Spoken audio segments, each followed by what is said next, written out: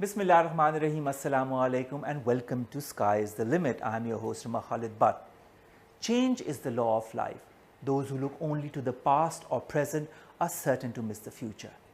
Now, many people bring that change in people to make them better professionals, to make them better people, and to motivate them, to transform them into giants in their personal and professional fields. They are motivational speakers, they are transformational speakers, and our guest today in this episode is also one of them. His name is Omar Khalid Butt. He's an international speaker, he's an entrepreneur, and so much more. He'll share with us his life story and how he has made that life story into that motivation to bring change in the lives of thousands of people who he has changed and motivated.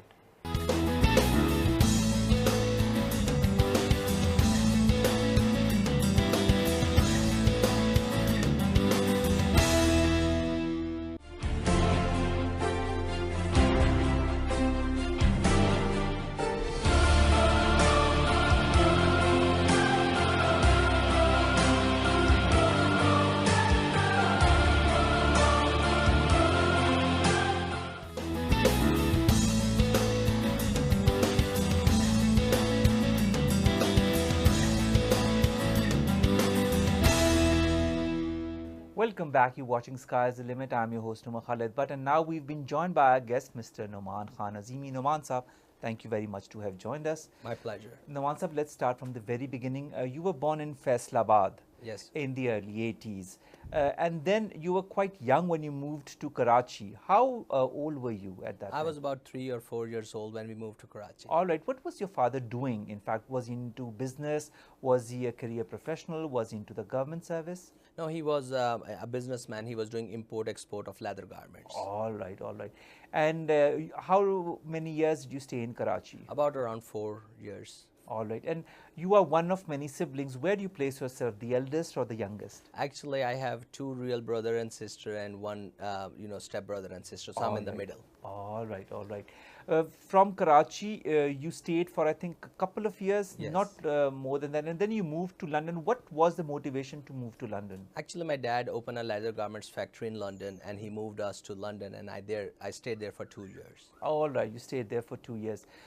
While in London, you went through a lot of turmoil as your family got separated, your parents got separated. How old were you at that time, and what kind of effect did that have on you?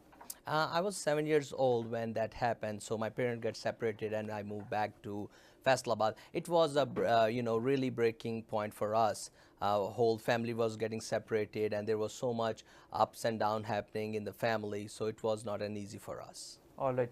How many of you brothers and sisters returned to Pakistan? At that time, my dad was only married with my mom, so we were only 3 siblings, like me, my brother, and my sister. So I was the youngest one. My brother and sister was like 11 and 12. All right, and all 4 of you, your mother and the 3 of you, shifted back to Pakistan. You shifted to Faisalabad then? Yes, we did. All right, but then you went through a very, very tough phase of your life. Could you explain a little bit about that if you want to? Definitely. I want to let everybody know who has been through similar position like me. What happened was, when we came back, my mom raised us as a single mother. It was not easy for us. She was an educationist, she was a teacher, so she was going to school and we were going to, in the morning and come back, and still we didn't see our mom because she was still at the school. So our aunts raised us, helping my mom, and as far as the finance, it was really unstable for us. All right. Tell us a little bit about the financial situation, because that was one of the toughest things as well, because before the interview, sorry, you said there were times when you did not even have meat to eat, and meat used to be a luxury for you. Yeah, definitely. You can imagine that, at that time she was a government school teacher. Her salary was about like 4,000 rupees, and my school, just my fees was like 25. I was, taught in La Salle, and my sister was in Sacred Heart, which was 1 and 2 number school in Faisalabad. So our fees were about like 7,000, and her salary was 4,000. So she requested to the school, and they give us some discount, and they realize our, financial situation. So it was not easy. And also, eating meat was a luxury. Yes, sir. We used to look forward, when, Eid was coming, and also when the guest was coming. So like a really, really poor childhood was, I lived in that. Did that scar you, a childhood like that? Yes and no. Actually, it did scar me till today. I really value every single thing. And on the other side, it made me more tougher. As it says, if it won't break you, it will make you stronger.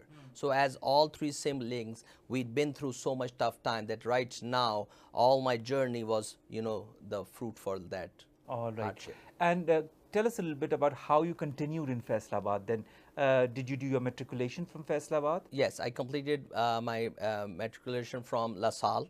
From there, I did my, pre-medical FSC. I could not continue, because I was not really a good student. Then